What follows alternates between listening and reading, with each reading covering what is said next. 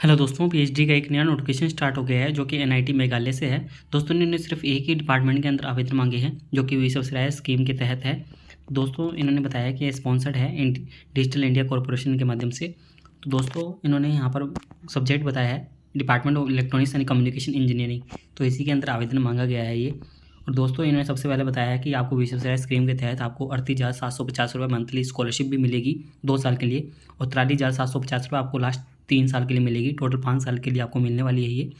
और आप यदि रेंट पर रहते हैं तो उसका भी रिएम्बर्स हो जाएगा 8% आपका स्कॉलरशिप का।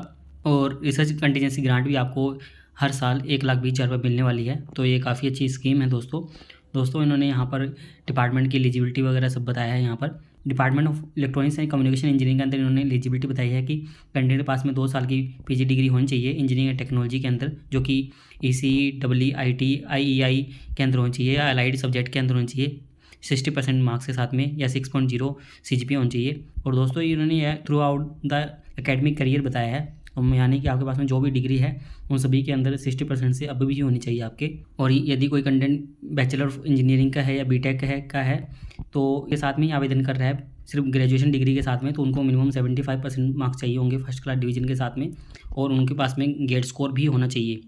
और यहाँ पर नीचे बताया गया जिनके पास में गेट नेट का सर्टिफिकेट है तो उनको सबसे पहले प्रेफरेंस दी जाएगी। स्पेशलाइजेशन भी यहाँ पर दिए हुए है, semiconductor device, VLSI design, AI ML, तो ये है। और दोस्तों आगे इन्होंने बताया है कि जो मिनिमम एलिजिबिलिटी है वो तो मानी ही जाएगी, यदि गुड एकेडमिक रिकॉर्ड हो तो उसको ज़्यादा प्रेफरेंस दी जाएगी। तो यही बात यहाँ पर कही गई है कि आपका एकेडमिक परफॉर्मेंस अच्छी होनी चाहिए। और नंबर ऑफ़ सीट्स 2 बताई है यहाँ पर। जो विश्वविद्यालय स्कीम के अंदर ये आवेदन कर रहे हैं तो जो आप रिसर्च कर रहे हैं वो कोई प्रॉब्लम सॉल्विंग होनी चाहिए इंडस्ट्री से रिलेटेड, तो ये बोला गया है यहाँ पर।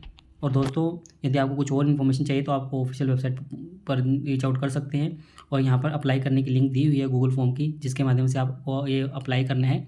दोस्तों आगे हम बताएंगे आपको ये जनरल इंस्ट्रक्शन सबसे पहले बताया इन्होंने कि रिलैक्सेशन दिया जाएगा SC ST PWD कैंडिडेट को। और यदि आपकी एलिजिबिलिटी पूरी नहीं है, लास्ट डेट तक यदि आप आवेदन कर रहे हैं उस टाइम तक आपकी एलिजिबिलिटी पूरी हो जाती है तो आप आवेदन कर सकते हैं, तो वहाँ तक आपकी काउंट कर ली जाएगी।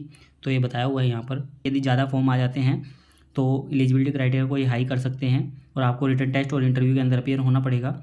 और जनरल OBC के लिए इन्होंने 1,000 रुपये फीस बताई है, SC ST कंटेंट के लिए 500 रुपये फीस बताई है, PWD कंटेंट के लिए एग्जामिनेशन है उनके लिए कोई भी फीस नहीं रहेगी यहाँ पर। और आप यदि इनके रूल्स रेगुलेशन पढ़ना चाहते हैं तो नीचे PDF भी अटैच की है इन्होंने, तो आप उस पर भी जा सकते हैं। और फीस स्ट्रक्चर भी इन्होंने दिया हुआ है। फीस दोस्तों नॉर्मली वैसे इसकी कम है, 30,000 के आसपास है यदि आप हॉस्टल के अंदर नहीं रहते हैं, नहीं तो आपके 70 के आसपास लगेंगी। और दोस्तों आपको अप्लाई किस प्रकार से करना है, तो सबसे पहले दोस्तों आपको पेमेंट करनी होगी जो कि SBI क्यूलाइट के माध्यम से करनी है। नीचे लिंक दिया हुआ है SBI क्यूलाइट के माध्यम से, बिल्कुल सिंपल है। आपको जाके NIT मेघालय फ़ी कलेक्शन पर सर्च करना है और उस पर क्लिक करना है, तो आपको एप्लीकेशन फ़ीस ये PhD एडमिशन के लिए आ जाएगी फुल टाइम के लिए, तो आप उस पर क्लिक कर लीजिएगा और आप फ़ी पेमेंट कर सकते हैं। बहुत ही सिंपल वे है करने का। उसके बाद में दोस्तों आपको SBI क्यूलाइट की फ़ी पेमेंट करने के बाद में ये इन्होंने बताया भी हुआ है नीचे कुछ पॉइंट्स के अंदर कि आपको कैसे कैसे करना है फ़ी पेमेंट, तो आप कर सकते हैं। उसके बाद में आपको गूगल फॉर्म पर जाना है और गूगल फॉर्म फिलअप करना है, और गूगल फॉर्म के अंदर ही आपको जो पेमेंट की रिसिप्ट है वो आपको अपलोड करनी है। और दोस्तों इस बात का ध्यान रखिएगा कि वो फॉर्म फिलअप करने के बाद में आपको एक सॉफ्ट कॉपी ईमेल पर भी करनी है। तो ईमेल यहाँ पर दिया हुआ है vishwasraya.phd@nitm.ac.in, इस पर आपको करना है। और अपना सब्जेक्ट के अंदर PhD एडमिशन फॉर्म 4 आपको अपना नाम और डिपार्टमेंट का नाम लिखना है। और दोस्तों इस ईमेल के अंदर आपको क्या क्या डॉक्यूमेंट अटैच करने हैं तो वो यहाँ पर बताए गए हैं। और दोस्तों इसी सिस्टम के हिसाब से ही कीजिएगा, ABCDE, तो ये पूरा लिखा हुआ है, तो इसी सिस्टम के ऑर्डर के हिसाब से आपको लिखना है।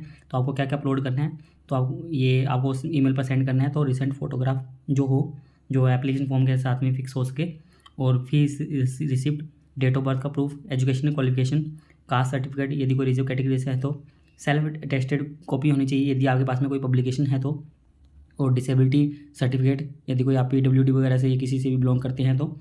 और इम्पोर्टेंट डेट भी बताई गई है, तो लास्ट डेट इसकी 14 अगस्त रहने वाली है शाम 5 बजे तक। और शॉर्ट लिस्ट जो कंटेंट होंगे उनकी लिस्ट 19 अगस्त को आ जाएगी। और आपका जो रिटन टेस्ट और इंटरव्यू होगा तो इनमें से दोस्तों कुछ भी हो सकता है आपका, ये रिटन टेस्ट और इंटरव्यू दोनों भी हो सकते हैं, तो ये इनकी इच्छा के ऊपर है। तो रिटन टेस्ट और इंटरव्यू ये फिजिकल मोड में ही होगा, यानी कि वहीं पर ही होगा आपका। तो ये 26 अगस्त को रहने वाला है। रिपोर्टिंग टाइम 10 बजे है। पब्लिकेशन ऑफ लिस्ट ये बताया गया है कि जो लिस्ट होंगे, जो क्वालिफाइड हो जाएंगे, उनकी लिस्ट 29 अगस्त को आ जाएगी और एडमिशन आप 2 से 6 सितंबर तक ले सकते हैं फिजिकल मोड के अंदर। इन्होंने बताया कि एडमिट कार्ड आपको सेंड नहीं किया जाएगा, सभी जो भी कम्युनिकेशन होगा वो वेबसाइट पर आ जाएगा, तो आप वेबसाइट पर देख लीजिएगा।